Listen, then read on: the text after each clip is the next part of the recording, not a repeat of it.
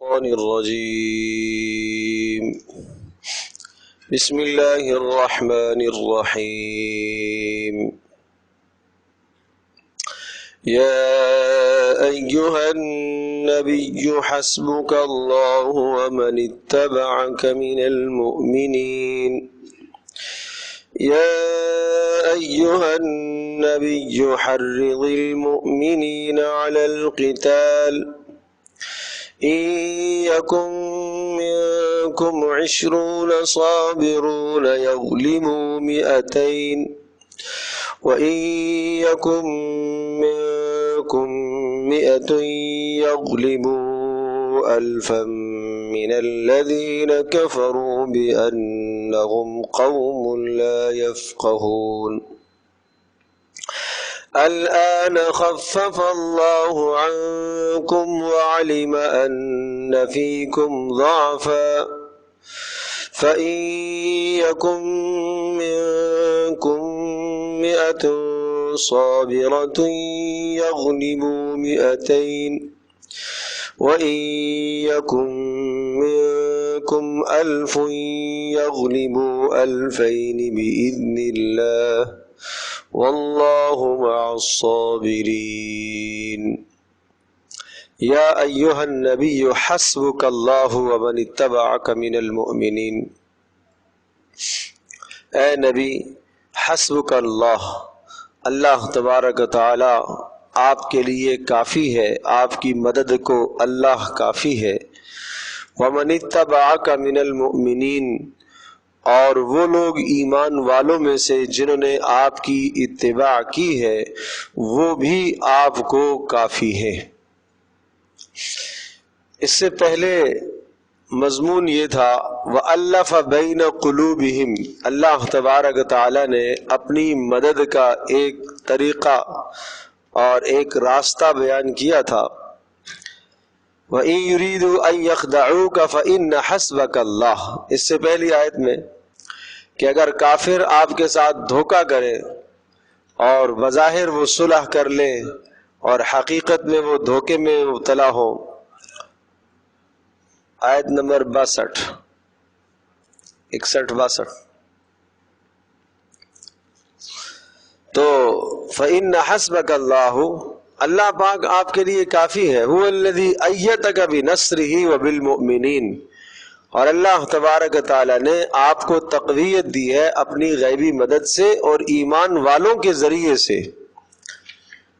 اور ایمان والوں کے ذریعے سے مدد کی صورت کیا بنی ہے کہ اللہ تبارک تعالیٰ نے آپس میں محبتوں کو قائم کر دیا۔ آپ کو یاد ہوگا میں نے عرض کیا تھا کہ رسول اکرم صلی اللہ علیہ وسلم مدینہ منورہ میں جب گئے تو آپ علیہ السلام نے انصار اور مہاجرین کے درمیان میں بھائی چارگی کو قائم فرمایا تھا، اور اس مواخات اور بھائی چارگی کا نتیجہ یہ تھا کہ پوری کی پوری امت مسلمہ ایک جان ہو گئی، یک جان ہو گئے، اور ایک جان ہو کر کافروں کے خلاف وہ ڈٹے اور کافروں کے خلاف استقامت اختیار کی۔ اس کے نتیجے میں اللہ تبارک تعالی نے دین کو پھیلایا ہے۔ اس لیے فرمایا وَأَلَّفَ بَيْنَ قُلُوبِهِمْ، یہ بات اچھی طرح سے ذہن نشین فرما لیجئے کہ دین پر عمل کرنے کے لیے، دین پر چلنے کے لیے بہت بڑا کردار ہوتا ہے باہمی محبت کا۔ جب تک مسلمانوں کی سوچ ایک نہیں ہوگی، مسلمانوں کا ذہن ایک نہیں ہوگا، باہمی محبتیں قائم نہیں ہو سکیں گی، اس وقت تک دین کی نشر و اشاعت، دین کی ترقی آگے نہیں ہو سکتی۔ تو اتحاد بڑی بنیادی چیز ہے۔ اس لیے رسول پاک صلی اللہ علیہ وسلم پر اللہ کا یہ بہت بڑا فضل ہوا کہ اللہ تبارک تعالیٰ نے انصار اور مہاجرین کو باہمی جوڑا، اور مدینہ منورہ میں جو قبائل پہلے سے آباد تھے، اوس اور خزرج، ان کے جتنے بھی اختلافات تھے وہ سب کے سب اختلافات مٹ گئے اور آپس میں محبتیں قائم ہو گئی۔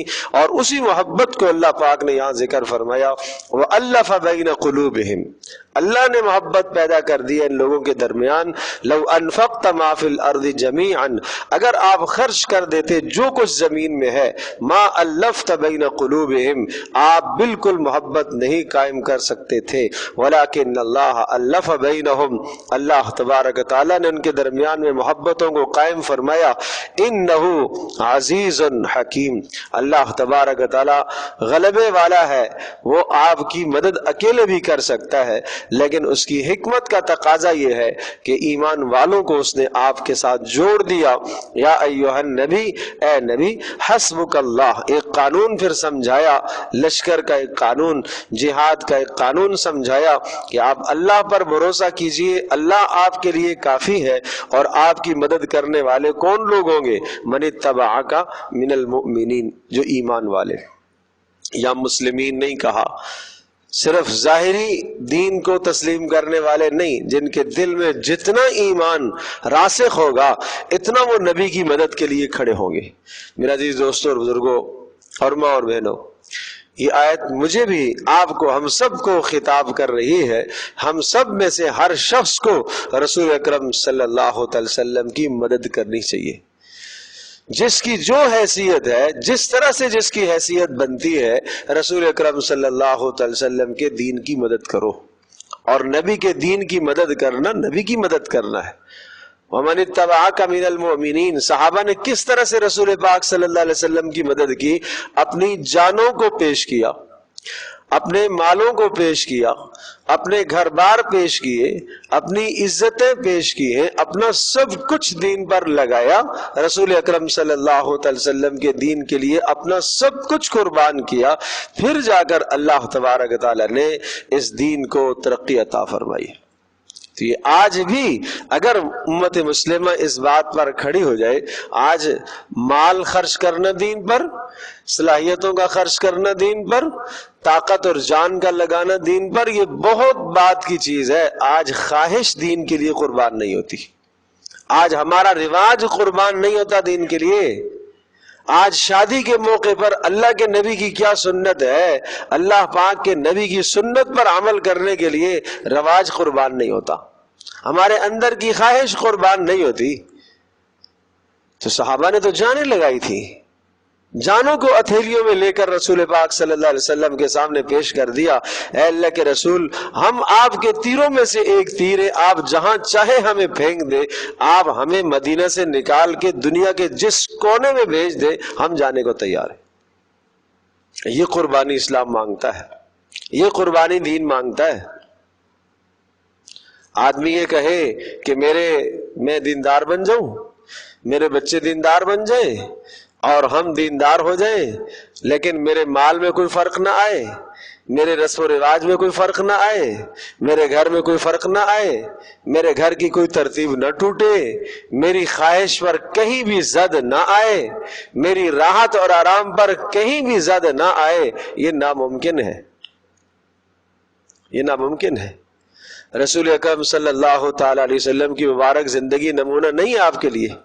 رسول پاک صلی اللہ علیہ وسلم نے دین کے لیے کیا قربانیاں دی ہیں؟ آپ علیہ الصلوۃ والسلام نے بھوکیں برداشت کی ہے، فاقے برداشت کیے، اور مفسرین نے ایک بڑی عجیب اور اہم بات لکھی ہے کہ رسول اکرم صلی اللہ تعالی علیہ وسلم کو اللہ تبارک تعالی نے مشرکین کے کہنے پر منہ مانگے معجزات نہیں دیے۔ کہا کہ مکہ کو آپ سونا بنا دیں، آپ یوں کر لیں ہم رسول مانیں گے، اس طرح سے رسول مان لیں گے کہ مکہ کی پہاڑیوں کو آپ پیچھے منتقل کر دیں اور ہموار زمین کر دیں، ہم رسول مان لیں گے۔ اگر رسول پاک صلی اللہ تعالی علیہ وسلم اللہ سے یہ بات مانگتے، اور اللہ پاک قادر مطلق ہے، اللہ قادر ہے، جو رب ایک پتھر سے اونٹنی کو نکال سکتا ہے، وہ مکہ کی پہاڑیوں کو پیچھے کر کے مکہ کی سرزمین کو ہموار نہیں کر سکتا؟ چشمے نہیں جاری کر سکتا؟ کر سکتا ہے۔ اور باغات اور لہلاتے ہوئے سبزے مکہ میں نہیں اگ سکتے؟ اللہ اگا سکتا ہے۔ لیکن اللہ تبارک تعالیٰ نے ان سب صورتوں کو نہیں اختیار فرمایا، نبی علیہ الصلوۃ والسلام کی مشقت کو بنیاد بنایا گیا دین کے پھیلنے کے لیے، تاکہ قیامت تک آنے والے لوگوں کے لیے ایک ذریعہ بنے کہ نبی نے دیکھو نا کیا قربانیاں دی ہیں، آپ نے اپنے جسم کو لو لوہان کرا دیا ہے، آپ زخمی ہو گئے ہیں، آپ علیہ الصلوۃ والسلام کو گھر چھوڑنا پڑا، آپ کو اپنا شہر چھوڑنا پڑا، آپ علیہ الصلوۃ والسلام کو اپنی صحابہ کی جانیں دینی پڑی، آپ علیہ الصلوۃ والسلام کو کتنی قربانیاں دینی پڑی۔ میرا اور آپ کا دین پر کیا لگا ہے آج؟ تو اس وقت تک دین ہمارے معاشرے میں زندہ نہیں ہوگا جب تک ہر آدمی اپنی جان، اپنے مال، اپنے وقت کا سب سے پہلا مصرف دین نہ سمجھے۔ میری جان کہاں لگنی چاہیے؟ دین پر۔ میرا مال کہاں لگنا چاہیے؟ دین پر۔ میری صلاحیت کہاں لگے؟ دین پر۔ پہلا مصرف کیا ہے؟ دین۔ اس کے بعد باقی مصرف ہے، اس کے بعد باقی مصارف بعد کے ہیں، پہلا مصرف کیا ہے؟ دین ہے۔ ترتیبیں بنا کر اور ساری ترتیبیں بنا کر پھر آپ کہیں کہ دین زندہ ہو، ایسے دین نہیں زندہ ہوتا، دین قربانیاں مانگتا ہے۔ تو اس لیے فرمایا وَمَنِ اتَّبَعَكَ مِنَ الْمُؤْمِنِينَ، آپ کے لیے اللہ مدد کرے گا اور آپ کے صاحب ایماندار جو لوگ ہیں وہ آپ کی مدد کریں گے، وہ کافی ہیں آپ کے لیے۔ آج کون ایماندار رسول پاک صلی اللہ علیہ وسلم کے دین کی مدد کر رہا ہے؟ کچھ طبقہ اہل علم کا، علماء، ہم سمجھتے ہیں شاید وہ دین کی محنت کر رہے ہیں، ان سے رہی صحیح بات کچھ طبقہ تبلیغ والوں کا سمجھتے ہیں کہ شاید یہ دین کی محنت کر رہے ہیں، میرا کام نہیں ہے۔ کچھ طبقہ خانقاہوں کا ہے، شاید یہ دین کا کام کر رہا ہے۔ کچھ طبقہ اپنی جانوں کے نذرانے اللہ کی راہ میں پیش کر رہا، ہم سمجھتے ہیں کہ شاید یہی کافی ہے۔ نہیں، ہر آدمی کی ذمہ داری ہے۔ رسول اکرم صلی اللہ علیہ وسلم کے زمانے میں ہر آدمی اپنی جان، مال، وقت کا پہلا مصرف دین سمجھتا تھا۔ یا ایھا النبی حرض المؤمنین علی القتال، اے نبی آپ ایمان والوں کو آمادہ کرتے رہیے، تیار کرتے رہیے، علی القتال، قتال پر۔ جب مسلمانوں کی طاقت یکجا ہو جاتی ہے اور باہمی اتحاد اور اتفاق ہو جاتا ہے تو یہ آپس کا اتحاد، اس کے بعد جب آپس میں قوم متحد ہوتی ہے پھر جا کر باطل سے ٹکراتی ہے تو پھر اللہ پاک دین کو غلبہ عطا کرتا ہے۔ یہ باطل کو ٹکرانے کے ساتھ، باطل کے ساتھ ٹکرانے کے لیے رسول اکرم صلی اللہ علیہ وسلم کو تیاری کرنے کا حکم دیا گیا۔ حرض المؤمنین علی القتال، آپ ایمان والوں کو قتال اور جہاد پر تیار کیجیے۔ ان یکم منکم 20 صابرون یغلبوا 200، ان یکم منکم، اور اگر ہو تمہارے میں سے 20 لوگ، صابرون صبر کرنے والے، 20 استقامت سے لڑنے والے، یغلبوا 200، یہ 20 غالب آ جائیں گے 200 پر، یہ 200 پر غالب آئیں گے، اللہ کی مدد آئے گی۔ لیکن شرط ہے صابرون ہو۔ وہ 20 کیسے ہونے چاہیے؟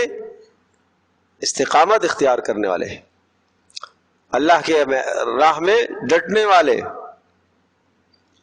وَإِن يَكُن مِّنكُم مِّائَةٌ، اور اگر 100 ہو، وَإِن يَكُن مِّنكُم، اگر تم میں سے ہو، 100 يَغْلِبُوا 1000، یہ 100 غالب آئیں گے 1000 پر، مِنَ الَّذِينَ كَفَرُوا، کافروں کے مقابلے میں 100 1000 پر غالب آئے گا۔ یہ اس وقت کی بات ہے جب بدر کا معرکہ قائم ہوا تھا، تو بدر کے معرکے کے اندر کہا کہ اگر تمہارے 20 آدمی ہوئے، اللہ کی مدد آئے گی، تم 200 پر غالب آ جاؤ گے، اور تم 100 ہوئے تو تم 1000 پر غالب آ جاؤ گے۔ اگر تم 100 ہو اور سامنے 1000 کا لشکر ہے تو تمہیں پیچھے ہٹنے کی اجازت نہیں ہے، بھاگنے کی اجازت نہیں۔ لیکن بدر کے بعد پھر اللہ تبارک تعالیٰ نے تخفیف کر دی ہے، اور اللہ تبارک تعالیٰ نے رخصت دے دی تھی کہ اب الآن خفف اللہ، ہاں پیچھے دیکھ لیں ذرا، وَإِن يَكُن مِّنكُم مِّائَةٌ، اور اگر تمہارے 100 ہو، یغلبوا، وہ غالب آ جائیں گے، 1000 پر، من الذین کفروا، کافروں کے 1000 پر، بِأَنَّهُمْ قَوْمٌ لَا يَفْقَهُونَ۔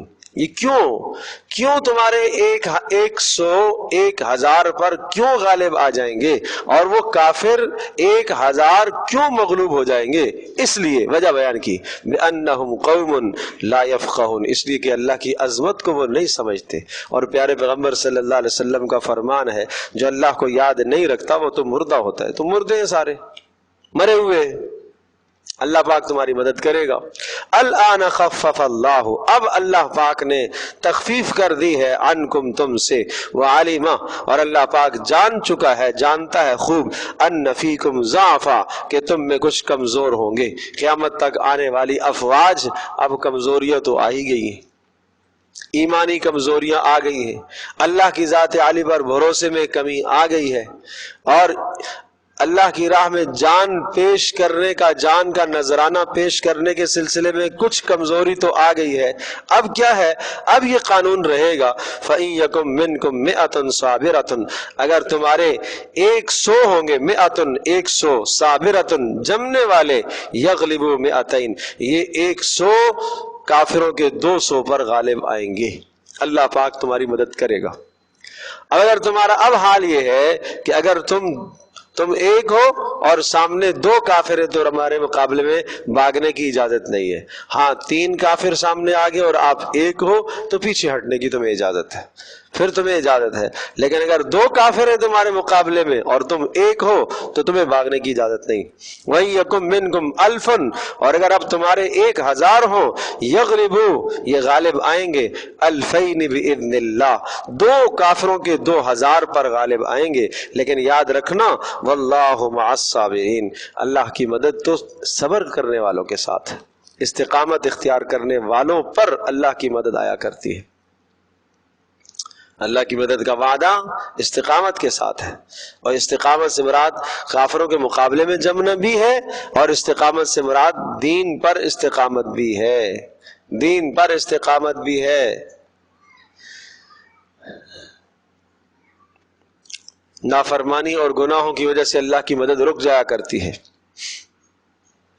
ما کان لنبی ان یکون له اسرا حتی یسخن فی الارض تریدون عرض الدنیا واللہ یرید الآخرہ واللہ عزیز حکیم۔ بدر میں کافروں کی جانب سے 70 قیدی بن گئے، 70 تو مارے گئے سرداران بڑے بڑے، اور 70 قیدی ہو گئے۔ اور عجیب بات، ان قیدیوں میں بڑے بڑے کچھ اور رؤسا بھی تھے۔ قیدیوں میں رسول پاک صلی اللہ علیہ وسلم کے عم محترم عباس بھی تھے، چچا عباس قیدیوں میں تھے، اور اسی طرح سے جناب حضرت علی کے بھائی بھی تھے، اور بہت قرابت دار تھے۔ تو آپ علیہ الصلوۃ والسلام نے ان قیدیوں کے حوالے سے صحابہ سے مشورہ کیا کہ کیا کیا جائے۔ اللہ پاک کی طرف سے بڑے عجیب فیصلے ہوتے ہیں کبھی کبھی۔ تو رائے یہ آئی کہ ان قیدیوں کو فدیہ لے کر آزاد کر دیا جائے۔ اچھا، فدیہ لے کر آزاد کیا جائے گا تو فدیہ سے ہمیں 2 فائدے ہوں گے۔ ایک فائدہ تو یہ ہوگا کہ اس وقت مسلمانوں کو شدید مال کی ضرورت ہے، اور مسلمانوں کی ظاہری جو ہے وہ مال کی منفعت جو ہے وہ پوری ہو جائے گی، اور ظاہری فائدہ مال کا ہمیں حاصل ہو جائے، اور یہ کوئی بری رائے بھی نہیں تھی۔ اور دوسرا یہ ہے کہ اگر ہم ان کو آزاد کر دیں گے تو ممکن ہے ان میں کوئی لوگ مسلمان ہو جائے، اور مسلمان ہو جائیں گے تو اصل جہاد کا مقصد اسلام کے اندر لوگوں کو داخل کرنا ہے، قتل و غارت اصل مقصد تو نہیں ہے۔ ہاں جو رکاوٹ ہے اس رکاوٹ کو، اس پھوڑے کو راستے سے ہٹایا جاتا ہے۔ تو لہٰذا ان 2 مقاصد کے پیش نظر اکثر صحابہ کی یہ رائے تھی کہ فدیہ لے کر آزاد کر دیا جائے، اور فدیے میں بڑے بڑے مال آئے۔ عباس کے پاس بھی مال تھا، اچھا خاصا مال تھا۔ بعض روایت میں 3 اونٹ لاد کے لے آئے تھے سونے سے بھرے ہوئے، اور کہا کہ جناب یہ میں کفار کے ساتھ آج مال خرچ کروں گا مسلمانوں کے خلاف بدر کے موقع پر۔ تو وہ سارے کے سارے مال سمیت ہی گرفتار ہو گئے۔ تو آپ نے کہا کہ چچا 2 بھتیجوں کا فدیہ بھی آپ کو دینا پڑے گا۔ تو پھر چچا نے کہا کہ اگر بھتیجوں کا فدیہ میں دوں گا تو مجھے تو پھر قریش سے بھیک مانگنا پڑے گی، میرے پاس بچے گا کیا، اور مال ہی نہیں ہے میرے پاس، سارا یہی ہے۔ تو آپ نے فرمایا جو آپ اپنی بیوی چچی کو ام الفضل کو جو گھر چھوڑ کر آئے ہیں، دے کر آئے ہیں، اس کا کیا بنے گا؟ تو کہا کہ آپ کو کس نے بتایا، حالانکہ یہ رات کی تاریکی اور تنہائی میں اپنی اہلیہ کو دے کر آئے تھے مال۔ آپ نے فرمایا مجھے اللہ نے بتایا ہے، مجھے اللہ نے خبردار کیا۔ تو اسلام کے متعلق کچھ نہ کچھ ذہن میں سوالات تھے عباس کے، تو رسول اکرم صلی اللہ علیہ وسلم کے اس بیان کے بعد مزید ان کا دل ایمان کی طرف راغب ہوا، تو انہوں نے کلمہ پڑھ لیا۔ اسی موقع پر، بدر کے موقع پر ہی وہ اسلام قبول کر لیا تھا انہوں نے۔ جب آزاد کر دیا گیا تو انہوں نے اسلام قبول کر لیا۔ اپنے اسلام کو انہوں نے ظاہر نہیں کیا تھا، اس لیے کہ ان کے اموال کافروں کے پاس، بہت بڑی بھاری رقمیں کافروں کے پاس تھی، اور اس وقت سود پر قرضے دیا کرتے تھے جب تک سود کی حرمت نہیں آئی تھی۔ تو اس لیے پھر اس مال کے خاطر جو ہے انہوں نے اپنے اس اسلام کو اپنا ظاہر نہیں کیا، اور رسول پاک صلی اللہ علیہ وسلم کی اجازت بھی تھی۔ پھر ہجرت کا ارادہ کیا، لیکن آپ علیہ الصلوۃ والسلام نے ہجرت سے بھی منع فرما دیا تھا، اور آپ علیہ الصلوۃ والسلام کی اذن سے وہ مکہ میں رکے رہے، اور پھر جب مکہ فتح ہوا تو اس وقت پھر اسلام انہوں نے ظاہر کیا تھا۔ تو بہرحال جب یہ صحابہ کی رائے ہوئی کہ بھئی یہ کر لیا جائے کہ مال لے کر آزاد کر دیا جائے، اور دوسری صورت یہ ہے کہ ان کو قتل کر دیا جائے، جتنے بھی قیدی ہیں ان قیدیوں کو قتل کر دیا جائے، تو دونوں رائے جب سامنے آئی تو حضرت عمر رضی اللہ تعالی عنہ اور سعد بن معاذ رضی اللہ تعالی عنہ، ان دو اشخاص کی رائے تھی کہ ان کو قتل کیا جائے، اور قتل اس طرح سے کیا جائے گا کہ جو جس کا ہے اسی کے سپرد کیا جائے۔ حضرت عباس ہیں تو آپ علیہ السلام ان کو قتل کریں، اپنے چچا کو خود ماریں گے۔ میرے ماموں ہیں، میرے سپرد کیے جائے۔ علی ہیں، علی اپنے بھائی کو قتل کرے۔ ہر آدمی آج اپنے خاندان والوں کو قتل کرے، اور یہ دکھا دے اللہ پاک کے یہاں کہ جو اللہ اور اس کے رسول کا نہیں ہے وہ ہمارا بھی نہیں ہے۔ ہماری قرابت داریاں ضرور ہیں، لیکن اللہ اور اس کے رسول کے یہ لوگ نہیں ہیں، تو ہمارا ان سے کوئی تعلق نہیں ہے۔ تو رسول اکرم صلی اللہ تعالی علیہ وسلم نے، چونکہ دوسری طرف بھی صحابہ کی اکثر ایک جم غفیر کی رائے تھی، ابوبکر صدیق رضی اللہ تعالیٰ عنہ کی رائے بھی اسی طرف تھی، اور آپ علیہ الصلوۃ والسلام کے دل کے اندر ہمیشہ رحمت اور شفقت کا پہلو ہی غالب رہتا تھا کہ اگر ہم ان کو آزاد کر دیں گے، اور ان میں بھی ایک دینی منفعت تھی کہ اگر آزاد کر دیں گے ممکن ہے ان میں سے کوئی مسلمان ہو جائے تو دین کا نفع ہو جائے گا، تو آپ علیہ الصلوۃ والسلام نے اس رائے کو اختیار کیا۔ اللہ تبارک تعالیٰ کی طرف سے دونوں باتیں آ گئی، اللہ پاک کی طرف سے یہ فیصلہ آ گیا کہ یہ دو باتیں ہیں آپ کے سامنے، اگر آپ ان کو رہا کرو گے فدیہ لے کر تو اس کے بدلے میں آئندہ سال 70 تمہارے شہید ہوں گے۔ اگر آج فدیہ لے کر ان کو آزاد کر دیتے ہو تو آئندہ سال 70 تمہارے شہید ہوں گے، اور اگر تم انہیں قتل کرتے ہو تو یہ 70 تمہارے پھر شہید نہیں ہوں گے۔ تو صحابہ نے یہ کہا کہ بات یہ رہی کہ اگر ہم فدیہ لے کر ان کو آزاد کرتے ہیں تو ایک تو ظاہری ہمیں کچھ فائدہ حاصل ہو جائے گا، اور دوسرا یہ کہ ان میں سے بہت سارے مسلمان ہو جائیں گے، اور تیسرا رہی بات یہ کہ آئندہ سال ہمارے شہید ہوں گے، تو شہادت ہمارا مطلوب ہے، کوئی بات نہیں، ہمیں یہ قبول ہے۔ تو اس رائے کو انتخاب کیا گیا۔ جب اس رائے کو انتخاب کیا تو اس کے بعد اللہ تبارک تعالیٰ نے پھر یہ عتاب نازل فرمایا، اور اللہ پاک کو یہ رائے پسند نہ تھی، یعنی گو کہ مشاورت ہوئی ہے تو اللہ تبارک تعالیٰ کو دوسری والی رائے وہ زیادہ پسند تھی۔ وجہ کیا تھی کہ اس وقت تک قیدیوں کو آزاد نہ کیا جائے جب تک کفر کی کمر نہ ٹوٹ جائے۔ ہاں، کفر کی کمر ٹوٹ جائے، جیسے سورہ محمد کے اندر آتا ہے فَإِذَا لَقِيتُمُ الَّذِينَ كَفَرُوا فَضَرْبَ الرِّقَابِ، جب کافروں سے تمہاری ملاقات ہو اور پھر ان کی تم گردنیں مارو، حَتَّى إِذَا أَسْخَنْتُمُوهُمْ، جب تم خوب خون ریزی کر چکو اور کفر کی طاقت ٹوٹ جائے تو فشد الوثاق، اب ان کو قیدی کرو، فإما منًا بعد وإما فداء حتى تضع الحرب أوزارها، اب اس کے بعد تمہاری مرضی، چاہے فدیہ لے کے چھوڑ دو چاہے ویسے تم آزاد کر دو، تمہاری مرضی، لیکن جب تک کفر کی کمر نہ ٹوٹے، جب تک کفر کا ہولڈ ختم نہ ہو، اس وقت تک تمہیں نہیں چھوڑنا چاہیے تھا۔ اور اس پر یہ آیت نازل ہوئی کہ نبی کو یہ زیب نہیں دیتا تھا کہ اتنا بلند مقام نبی کا، اور یہ زیب نہیں دیتا تھا کہ قیدی ان کے پاس آئے اور ابھی تک کفر مغلوب نہیں ہوا، کفر کی کمر نہیں ٹوٹی، آپ کو آزاد نہیں کرنا چاہیے تھا، لیکن چونکہ بات مشاورت سے ہوئی تھی اس لیے اللہ تبارک تعالیٰ نے اس معاملے کو درگزر کر دیا۔ اب دیکھیں، ما کان لنبی، فرمایا نبی کو یہ مناسب نہ تھا، ان یکون لہ اسرا، کہ نبی کے پاس قیدی ہوتے، حتی یسخن، تو قیدیوں کو آزاد کر دیتا، حتی یسخن، یہاں تک کہ خوب خون ریزی کر دی جاتی، فی الارض، زمین کے اندر، تریدون عرض الدنیا، تم ظاہری مال چاہتے ہو۔ اب تریدون عرض الدنیا، اس کی نسبت براہ راست صحابہ کی طرف فرمائی، اس لیے کہ صحابہ کی یہ رائے تھی کہ اگر ہم فدیہ لے کے چھوڑ دیں گے تو کچھ ہمیں ظاہری فائدہ ہو جائے گا، گو کہ وہ فائدہ نیک نیتی پر مبنی تھا، لیکن ایک بلند جو مقام تھا رسول پاک صلی اللہ علیہ وسلم کے تربیت یافتہ، صحبت یافتہ تھے، ان کے مقام کے یہ مناسب نہ تھا، انہیں وہی والی صورت اختیار کرنا چاہیے تھی جو اللہ کے نزدیک پسند تھی۔ واللہ یرید الآخرہ، اور اللہ پاک آخرت کو پسند کرتا ہے، واللہ عزیز حکیم، اللہ پاک غلبے والا ہے اور حکمت والا ہے۔ لولا کتاب من اللہ سبق لمسکم فیما اخذتم عذاب عظیم، لولا کتاب، اگر اللہ کا فیصلہ پہلے سے طے نہ ہو چکا ہوتا، لمسکم، تو تمہیں پہنچتا، فیما اخذتم، جو تم نے مال لے لیا ہے، یعنی جو تم نے فدیہ لے لیا ہے، اس فدیے کے لینے کی وجہ سے تمہیں عذاب عظیم پہنچتا، لیکن اللہ کا فیصلہ پہلے سے لوح محفوظ میں لکھا ہوا، جس کی تصریح سورہ محمد میں کر چکا ہوں۔ سورہ محمد میں جس کی تصریح آئی ہے کہ ہاں جب کفر کی کمر ٹوٹ جائے اس کے بعد آپ انہیں آزاد کر سکتے ہیں، اور جو فدیہ آپ لیں گے اس فدیے کو آپ استعمال بھی کر سکتے ہیں۔ فَكُلُوا مِمَّا غَنِمْتُمْ، لہٰذا اب سوال یہ ہوا کہ ہمیں ایسا نہیں کرنا چاہیے، فدیہ ہم نے لے لیا، اب کیا کریں؟ فَكُلُوا مِمَّا غَنِمْتُمْ، فرمایا ہاں جو تم نے فدیہ لے لیا، مال حاصل کر دیا، حلالاً طیبا، وہ تمہاری چونکہ نیک نیتی تھی اور تم استعمال کر سکتے ہو۔ واتقوا اللہ، اللہ سے آئندہ ڈرتے رہنا، احتیاط کرتے رہنا، ان اللہ غفور الرحیم، اللہ پاک بخشنے والا مہربان ہے۔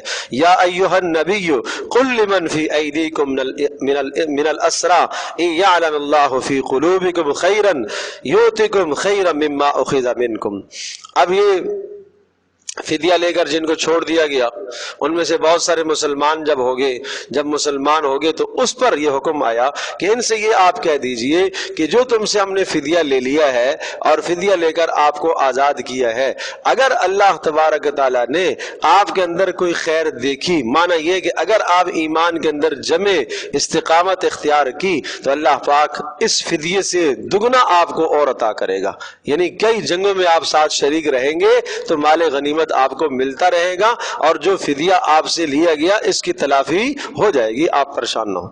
یا ایھا النبی، اے نبی، قل کہہ دیجئے، لمن فی ایدیکم، جو آپ کے ہاتھوں میں قیدی بن کر آگے، ان یعلم اللہ، اگر اللہ تبارک تعالیٰ سمجھے گا، جانتا ہے، فی قلوبکم، تمہارے دلوں میں، خیرن، کوئی خیر اور بھلائی اور انابت اللہ کی طرف تم نے رجوع کیا، تو یؤتکم خیرن، اللہ تمہیں عطا کرے گا، خیرن، بہتر، مما، اس مال سے، اخذا، جو لیا گیا، منکم، تم سے، اور مزید، ویغفر لکم، اللہ تمہارے گناہوں کو بھی معاف کرے گا، واللہ غفور الرحیم، اللہ پاک بخشنے والا مہربان ہے۔ وَإِن يُرِيدُوا خِيَانَتَكَ فَقَدْ خَانُوا اللَّهَ مِن قَبْلُ فَأَمْكَنَ مِنْهُمْ، اور یاد رکھیے، وَإِن يُرِيدُوا خِيَانَتَكَ، اگر آپ سے نقض عہد کرتے ہیں کسی موقع پر، وعدے کی خلاف ورزی کرتے ہیں، فَقَدْ خَانُوا اللَّهَ مِن قَبْلُ، تو اس سے پہلے بھی یہ خیانتیں کر چکے، فَأَمْكَنَ مِنْهُمْ، اللہ تبارک تعالیٰ نے آپ کو ان کے خلاف قدرت دی ہے، واللہ علیم حکیم،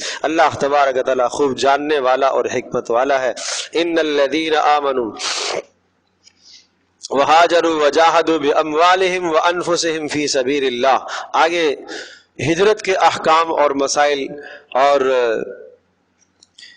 جن لوگوں نے مکہ سے ہجرت کر کے مدینہ کو اپنا وطن بنایا تھا، اور چونکہ اس وقت ہجرت کرنا مسلمانوں کے لیے فرض تھا، اسلام کی پہچان تھی ہجرت اسلام کی پہچان تھی، تو میراث کے احکام اور مسائل سمجھائے کہ جو انصار اور مہاجرین کے درمیان میں مواخات قائم کی گئی ہے، اس مواخات کی وجہ سے انصاری مہاجر کا وارث نہیں بنے گا، اور مہاجر وہ انصاری کا وارث نہیں بنے گا۔ میراث کے احکام سمجھائے، بات ذہن نشین فرما لیں کہ انصار اور مہاجرین کو جو ہم نے بھائی بندی قائم کی ہے اور بھائی چارگی قائم کی ہے، اس بھائی چارگی کی وجہ سے انصار اور مہاجرین ایک دوسرے کی میراث میں شریک بولو نہیں ہوں گے، ٹھیک ہے جی. اگر انصاری مر جاتا ہے تو مہاجر اس کی میراث نہیں پائے گا، مہاجر مر جاتا ہے انصاری اس کی میراث نہیں پائے گا. نمبر 2، اگر باپ مسلمان ہو گیا اور بیٹا کافر ہے، یا بیٹا مسلمان ہے باپ کافر ہے، تو مسلمان کی میراث کافر اور کافر کی میراث مسلمان بھی نہیں پائے گا. ٹھیک ہے. نمبر 3، وہ لوگ جنہوں نے ہجرت کر لی ہے تو مسلمان ہیں، ہجرت کر کے مدینہ میں آگے. نمبر 2، وہ لوگ مسلمان جو مسلمان تو ہو گئے لیکن ہجرت انہوں نے نہیں کی ہے، ہجرت نہیں کی ہے، تو مہاجر مسلمان غیر مہاجر مسلمان کی میراث بھی نہیں پائے گا. یعنی جو مکہ میں رہ گئے ہیں ان کی میراث آپ نہیں پائیں گے، اگرچہ وہ مسلمان ہو گئے، آپ کے قرابت دار ہیں. مثال کے طور پر بیٹا جو ہے ہجرت کر کے مدینہ میں آیا اور وہ مسلمان ہے، باپ بھی مسلمان ہے لیکن وہ اس نے ہجرت نہیں کی ہے، وہ بھی مکہ میں ہی ہے، تو یہ جناب مہاجر غیر مہاجر کا وارث بھی نہیں بنے گا. یہ قانون سمجھایا. لیکن یہ والا جو قانون ہے تیسرا والا، یہ اسی وقت تک تھا جب تک مکہ فتح نہ ہو جائے. جب مکہ فتح ہوا تو پھر یہ قانون ختم کر دیا گیا کہ اب جس نے ہجرت نہیں کی تھی وہ بھی اپنے مہاجر بھائی کا یا بیٹے کا یا باپ کا مال میراث میں پائے گا. دیکھیں، ان الذین آمنوا، وہ لوگ جو ایمان لائے، وہاجروا اور ہجرت کی، وجاہدوا باموالہم اور انہوں نے اپنی جانوں کو پیش کیا، جاہدوا جہاد کیا اپنے مالوں کے ذریعے سے، اپنی جانوں کے ذریعے سے، فی سبیل اللہ اللہ کے ذریعے، اللہ کی راہ میں. والذین آمنوا، یہ تو وہ جو ہجرت کر کے آئے، اپنی جانوں کو اپنے مالوں کو لے کر نکلے اللہ کی راہ میں. نمبر 2، والذین آووا ونصروا اور وہ لوگ جنہوں نے ٹھکانہ دیا اور مدد کی. اس سے مراد کون ہے؟ انصار ہے. پہلے لفظوں سے مراد مہاجرین. ان الذین آمنوا، جو ایمان لائے مکہ میں، وہاجروا اور ہجرت کر کے آگے مکہ سے مدینہ کی طرف، وجاہدوا باموالہم وانفسہم اور اپنی مالوں کو اور اپنی جانوں کو اللہ کی راہ میں پیش کر دیا، مکہ میں اپنی مالوں کو چھوڑ کر آگے. اور نمبر 2، والذین آووا اور وہ لوگ جنہوں نے ٹھکانہ دیا. کس کو؟ مہاجرین کو جنہوں نے ٹھکانہ دیا. وَنَصَرُوا اور مدد کی اللہ کے دین کی. اولئک بعضهم اولیاء بعض، یہ کون ہے؟ یہ بعض کے وارث ہیں، یہ ایک دوسرے کے دوست ہیں. والذین آمنوا ولم یہاجروا ما لکم من ولایتہم من شیء. یہاں پر جو بات ہے کہ اولئک بعضهم اولیاء بعض، یہ بعض کے اولیاء ہیں. تو بعض کے اولیاء سے مراد یہ ہے کہ مراد اس سے مدد کریں گے ایک دوسرے کی، میراث نہیں ہے، میراث کی ولایت نہیں ہے یہاں پر. والذین آمنوا اور فرمایا کہ وہ لوگ جو ایمان لے آئے، ولم یہاجروا لیکن ہجرت نہیں کی، ما لکم من ولایتہم من شیء فرمایا کہ ان کی ولایت میں سے تمہیں کچھ بھی نہیں ملے گا. معنی یہ کہ ان کی میراث میں سے آپ کچھ نہیں پائیں گے، نہ وہ آپ کی میراث سے کچھ پائیں گے. حتی یہاجروا، یہاں تک کہ وہ مدد کرے، ہاں یہاں تک کہ وہ ہجرت کر کے آ جائیں. وَإِنِ اسْتَنصَرُوكُمْ فَعَلَيْهِ فِي الدِّينِ فَعَلَيْكُمُ النَّصْرُ. ہاں اگر مکہ میں رہنے والے جنہوں نے ہجرت نہیں کی، اگر وہ آپ سے مدد طلب کرتے ہیں، فی الدین دین کے معاملے میں کافروں کے خلاف مدد طلب کرتے ہیں، فَعَلَيْكُمُ النَّصْرُ تو تمہیں کیا کرنا چاہیے؟ مدد کرنی چاہیے، مدد کرنا چاہیے تمہیں. جو ہجرت کر کے نہیں آئے اگر تم سے مدد طلب کرتے ہیں کافروں کے خلاف تو امداد کرنی چاہیے. لیکن الا علی قوم بینکم وبینہم میثاق، لیکن اگر کسی ایسی قوم کے خلاف مدد طلب کر رہے ہیں کہ جس قوم کا آپ کے ساتھ معاہدہ ہوا ہے، تو پھر آپ مدد نہیں کریں گے. کتنا اہم اصول ہے کہ مکہ کے اندر جو رہنے والے ہیں مسلمان ہو گئے، ہجرت کر کے وہ نہیں آئے، اگر وہ آپ سے مدد کسی بھی موقع پر طلب کرتے ہیں کافروں کے خلاف تو کیا قانون سمجھایا؟ آپ کو مدد کرنی ہے. لیکن اگر وہ مدد طلب کر رہے ہیں کسی ایسی قوم کے خلاف کہ جس قوم کے ساتھ آپ کا معاہدہ ہوا ہے، تو پھر آپ نے مدد نہیں کرنی. اسلام وعدوں کی پاسداری کرتا ہے.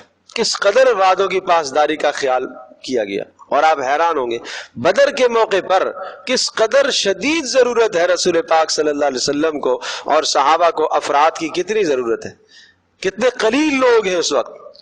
اسی اثناء میں بدر کے موقع پر ایک صحابی مکہ سے آئے، ہجرت کر کے آئے، راستے میں کافروں نے پکڑ لیا اور اس شرط پر انہوں نے چھوڑا کہ ہم آپ کو اس شرط پر چھوڑیں گے، ہمارے سے وعدہ کریں کہ آپ اس موقع پر میدان بدر کے اندر آپ ہمارے خلاف مسلمانوں کے ساتھ مل کر نہیں لڑیں گے۔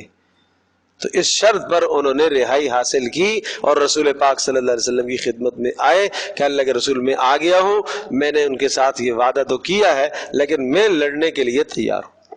آپ نے فرمایا نہیں، وعدے کی پاسداری کرو۔ کیا کرو؟ وعدے کی پاسداری۔ کس کے ساتھ وعدہ کر کے آئے تھے؟ کافروں کے ساتھ۔ آج مسلمان کے ساتھ وعدہ کرتا ہے اور اس وعدے کی پھر دھجیاں اڑاتا ہے۔ کوئی کون سی بات ہے، میں نے وعدہ کیا تھا، کوئی فرض تھوڑا ہی تھا، میں نے دینا تھوڑا ہی تھا۔ عہد کا تو تصور ہی ختم ہو گیا آج۔ نقض عہد تو اتنا آسان معاملہ سمجھتے ہیں آج، وعدے کا توڑنا تو اتنا آسان سمجھتے ہیں، کوئی مسئلہ ہی نہیں ہے۔ منگنی کر لی، نقض عہد ہے، توڑنا اس کا نقض عہد ہے، وعدہ توڑنا ہے، بلا وجہ کے یہ وعدہ توڑنا ہے۔ کوئی بھی کسی بھی قسم کا معاہدہ ہے، وعدہ توڑنا ہے۔ کسی سے کوئی آدمی قرض لیتا ہے، بھائی فلاں تاریخ کو میں دوں گا، نہیں دے رہا، وعدہ توڑ رہا ہے نا۔ میں یہ کام کروں گا، نہیں کر رہا، نقض عہد ہے۔ اور قرآن مجید میں اس قدر تاکید کی گئی ہے وعدے کی پاسداری کی، اور رسول پاک صلی اللہ علیہ وسلم نے تو یہاں تک ارشاد فرمایا لا ایمان لمن لا عہد لہ، جس شخص کی زندگی میں وعدے کا نبھا نہیں ہے اس کے ایمان کا اعتبار ہی نہیں ہے۔ وعدہ بھی توڑے، خیانت بھی کرے، بددیانتی بھی کرے، چوری بھی کرے، ظلم بھی کرے، پھر بھی یہ مسلمان ہو، اس کے اسلام پر آنچ نہ آئے، اس کے مسلمان ہونے پر پھر بھی کوئی فرق نہ آئے، یہ کیسا مسلمان ہے؟ تو اس لیے ضرورت اس بات کی ہے کہ ہم سب سے پہلے اپنی زندگی سے شروع کریں بھائی، ایک ایک قرآن کے حکم کا خیال رکھا کریں، رعایت کیا کریں۔ یہ اللہ پاک کا عجیب کلام ہے، یہ تو قیامت تک اللہ کا کلام ہے نا۔ یہ تو صرف ایسا نہیں ہے کہ 1400 سال پرانی باتیں ہیں اور 1400 سال کی زندگی اور اس معاشرے کی رہنمائی کر رہا تھا، آج کی رہنمائی نہیں کر رہا۔ نہیں، رسول پاک صلی اللہ علیہ وسلم نے کیا ارشاد فرمایا؟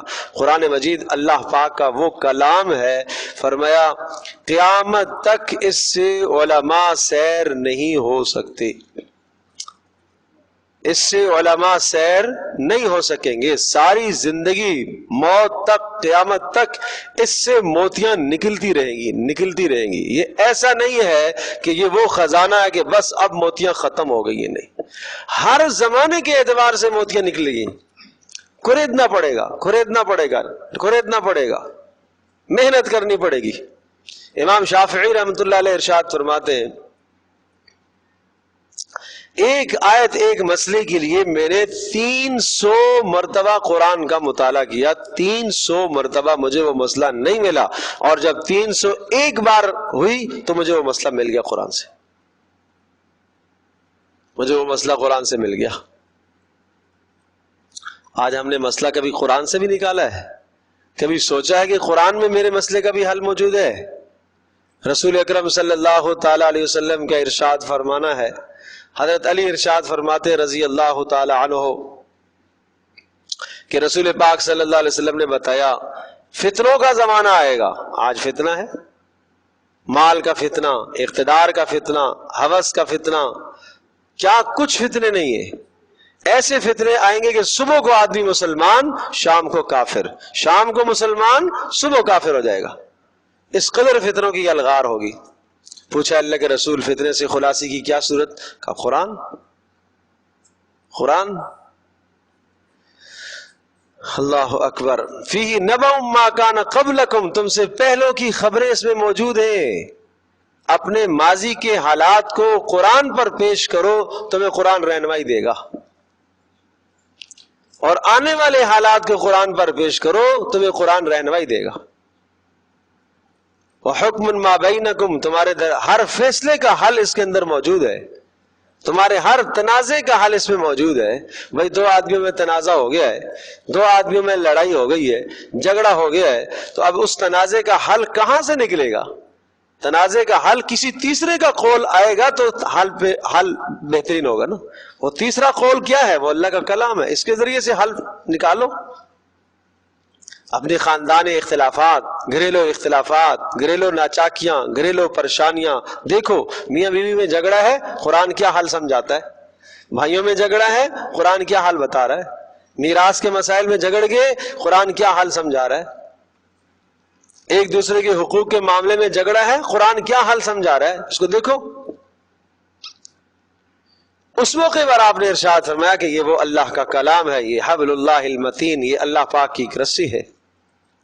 اور فرمایا علماء اس سے سیر نہیں ہوں گے، اس سے موتی نکالتے رہیں گے قیامت تک، اس سے اصول، ضابطے، قانون نکلتے رہیں گے، لیکن سیر نہیں ہوں گے. کوئی آدمی یہ نہیں کہہ سکتا، دعویٰ نہیں کر سکتا کہ بس میں نے پورا قرآن کا مطالعہ کر دیا، اس کے بعد اس آیت کے اندر کوئی اور مسئلہ نہیں نکل سکتا. ایسا نہیں ہو سکتا. عجیب اللہ کا کلام.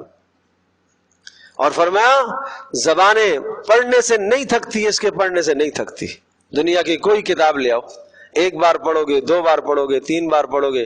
جن لوگوں کو آج اخبار پڑھنے میں، کہانیاں پڑھنے میں، ڈائجسٹ پڑھنے میں، قصے پڑھنے میں لذتیں آتی ہیں اور قرآن پڑھنے سے لذت نہیں آتی، وہ حقیقت میں قرآن کی عظمت سے غافل ہیں. اس لیے نہیں آتی.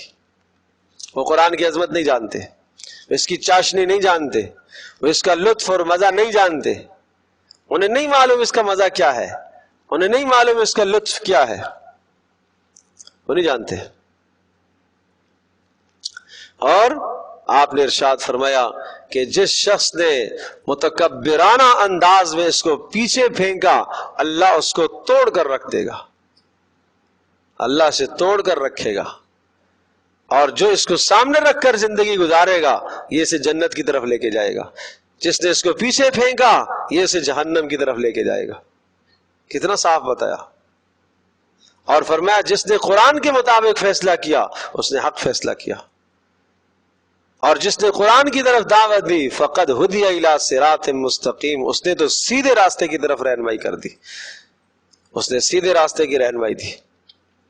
تو اس لیے میرے عزیز دوستوں اور بزرگوں، ضرورت ہے قرآن کی عظمت اپنے دلوں میں آنی چاہیے. اس وقت آج امت کا سب سے بڑا المیہ کیا ہے؟ ہم قرآن سے دور ہو گئے. کتنے خوبصورت کلمات ہیں، واللہ بما تعملون بصیر، اللہ پاک خوب جانتا ہے جو تم کرتے ہو، تمہارے اعمال سے باخبر ہے.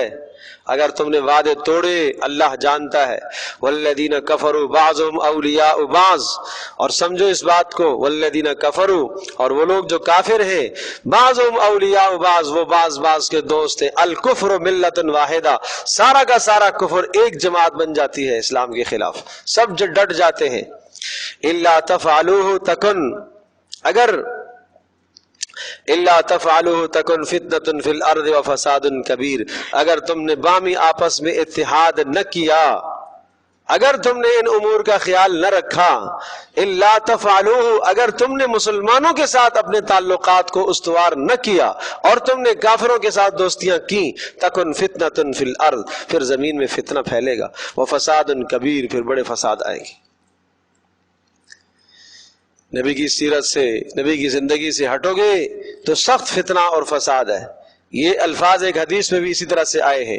فرمایا کہ جب کسی ایسے انسان کو دیکھو کہ جس کے اخلاق سے اور دین سے آپ کو اطمینان ہو گیا ہے تو اسے رشتہ دے دو.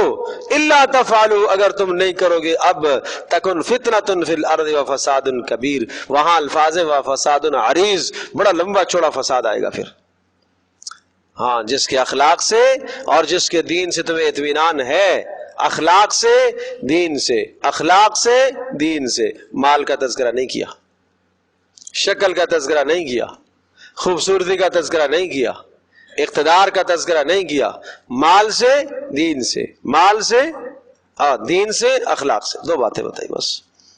پیارے پیغمبر کا مشورہ ہے نا. آپ کسی شخص سے مشورہ مانگتے ہو، بھائی مجھے رائے دو، میں اپنی بیٹی کا رشتہ کرانا چاہتا ہوں، میں اپنی بیٹی کا نکاح کرانا چاہتا ہوں، کیسے شخص سے نکاح کراؤں؟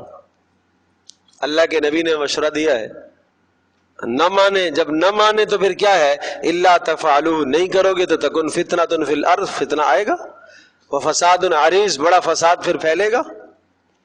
والذین آمنوا، اور وہ لوگ جو ایمان لائے، وہاجروا، اور انہوں نے ہجرت کی، وجاہدوا فی سبیل اللہ، اور انہوں نے اللہ کی راہ میں جہاد کیا، جانوں کو اور مالوں کو پیش کیا، والذین آووا ونصروا، اور وہ لوگ جنہوں نے ٹھکانہ دیا مہاجرین کو مدینہ میں، ونصروا، اور دین کی مدد کی، اولئک هم المؤمنون حقا، یہ ہے سچے مومن، یہ ہے سچے مومن۔ اب ذرا سورہ انفال کا شروع دیکھیں اور آخر دیکھیں، بڑا پیارا انداز ہے قرآن کا، بڑا پیارا انداز ہے، جہاں سے بات قرآن شروع کرتا ہے اختتام اسی کی طرف آتا ہے۔ پھر شروع دیکھیں ذرا،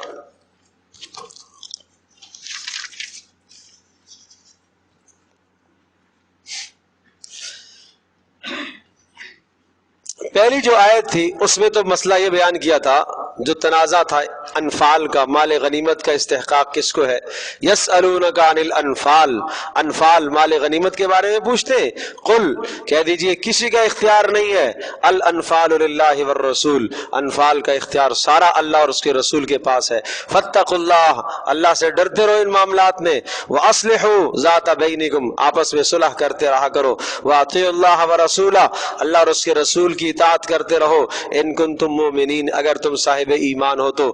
اب صاحب ایمان کون ہوتے ہیں، ان کی نشانیاں، انما المؤمنون، ایمان والے وہ ہیں، اذا ذکر اللہ وجلت قلوبہم، جب ان کے سامنے اللہ کا تذکرہ کیا جائے ان کے دل کانپ اٹھتے ہیں۔ نمبر 2، واذا تلیت علیہم آیاتہ زادتہم ایمانا، جب ان کے سامنے آیت پڑھی جاتی ہے قرآن کی ان کے ایمان میں اضافہ ہوتا ہے۔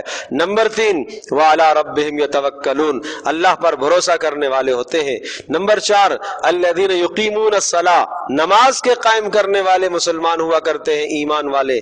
نمبر 5، وَمِمَّا رَزَقْنَاهُمْ يُنْفِقُونَ، اور ان کے لیے ہم نے جو ہم نے دیا اس میں سے خرچ کرتے ہیں، أُولَئِكَ هُمُ الْمُؤْمِنُونَ حَقًّا، بات سمجھے، یہ ہے پکے سچے مومن۔ کیا ملے گا، لَهُمْ دَرَجَاتٌ عِنْدَ رَبِّهِمْ، ان کے پروردگار کے پاس بہت بڑے درجے ان کے لیے، اور مغفرت کا فیصلہ، وَرِزْقٌ كَرِيمٌ، اور عزت کے رزق اللہ پاک نے ان کو دنیا میں دینا ہے اور آخرت میں۔ اب یہاں پر بھی آئے، اب اس آیت میں آخر میں یہاں پر بھی دیکھیں اسی قسم کے الفاظ، وَالَّذِينَ آمَنُوا، ایمان، ہجرت، جہاد، نصرت، یہ ایمان کی بنیادیں ہیں، یہ ایمان کی بنیادیں ہیں بھائی۔ ایمان، ہاجرو، ہجرت، کسی جگہ پر دین پر عمل کرنا تمہارے لیے ممکن نہیں ہے، چھوڑ دو جگہ۔ جاہدوا فی سبیل اللہ، اپنے مال کو، جان کو اللہ کی راہ میں قربان کرنا۔ والذین آووا ونصروا، نصرت کرنا، مدد کرنا دین کی۔ اولئک هم المؤمنون حقا، یہ سچے پکے مومن ہیں۔ لہم مغفرۃ، وہی الفاظ جو آئے، لہم مغفرۃ، ان کے لیے مغفرت اور رزق کریم۔ ایسا لگے جیسا کہ ایک ادھر بریکٹ شروع اور یہ بریکٹ بند، یہ ایمان ہے بیچ میں، یہ بیچ میں ایمان ہے۔ اور دیکھو وہاں پر بھی ایک آیت پہلے تھی، یہاں پر بھی ایک آیت اس کے بعد ہے، وہاں پر بھی شروع میں ایک آیت الگ تھی، یہاں پر بھی آخر میں ایک الگ آیت ہے۔ والذین آمنوا، پھر دہرایا اسی مضمون کو، وہ لوگ جو ایمان لائے، من بعد، اس ہجرت کے بعد، وہاجروا وجاہدوا، نبی علیہ الصلوۃ والسلام، من بعد سے مراد نبی کی ہجرت کے بعد، آپ کے مدینہ آنے کے بعد، ہاں، جنہوں نے ایمان لایا اور ہجرت کی، وجاہدوا، اور تمہارے ساتھ انہوں نے جہاد بھی کیا، فاولئک منکم، وہ تم میں سے ہیں، وہ تم میں سے ہیں، وہ آپ کے ہیں، وہ آپ کے ہیں، وہ آپ کے ہیں۔